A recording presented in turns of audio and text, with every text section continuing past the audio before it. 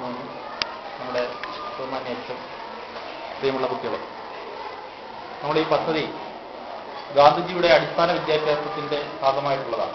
തൊഴിൽ കൂടി, പഠനത്തോടൊപ്പം തൊഴിൽ കൂടി പഠിക്കുക എന്നുള്ളത് ഗാന്ധിജിയുടെ അടിസ്ഥാന വിദ്യാഭ്യാസത്തിന്റെ ഭാഗമാണ്. ഇതുകൊണ്ട് നമ്മൾ പ്രധാനമായിട്ട് ഉദ്ദേശിക്കുന്നത് സ്വാശ്രയത്വം കൈവരിക്കുക എന്നുള്ളതാണ്. നമുക്ക് ആവശ്യമുള്ള സാധനങ്ങൾ നമ്മൾ തന്നെ ഉൽപ്പാദിപ്പിച്ച് ഉപയോഗിക്കുക. അതാണ് ഗാന്ധിജിയുടെ ഈ ഗ്രാമസ്വരാജ്യം എന്ന് പറയുന്ന സങ്കല്പത്തിലുള്ളത്. ഓരോ ഗ്രാമങ്ങളിൽ ആവശ്യമായ വസ്തുക്കൾ അതാത് ഗ്രാമങ്ങളിൽ തന്നെ ഉൽപ്പാദിപ്പിച്ച് ഉപയോഗിക്കുക എന്നുള്ളത് വലിയ വിശാലമായ ഒരു കാഴ്ചപ്പാടാണ് ഇതിനകത്ത്. ഇതിന് രണ്ട് ലക്ഷ്യങ്ങളുണ്ട്. ഒന്ന്,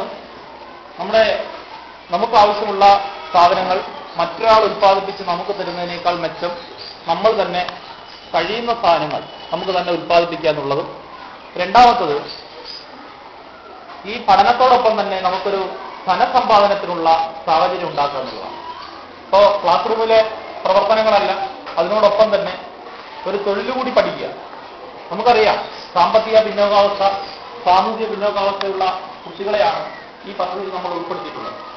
അപ്പൊ അതുകൊണ്ട് തന്നെ 7ാം ക്ലാസ് കഴിഞ്ഞ് പുറത്തു പോകുന്ന കുട്ടി നമുക്കൊരു തൊഴിലൂടെ കൈവശമുണ്ടെങ്കിൽ, അല്ലെങ്കിൽ ഒരു തൊഴിൽ പരിശീലനം കൂടെ നമ്മുടെ കൈവശമുണ്ടെങ്കിൽ, തീർച്ചയായിട്ടും വീട്ടിലാവശ്യമായ അത്യാവശ്യം വരുമാനം ഉണ്ടാക്കുന്നതിനുള്ള ഒരു മാർഗം നമ്മുടെ കയ്യിലുണ്ട്.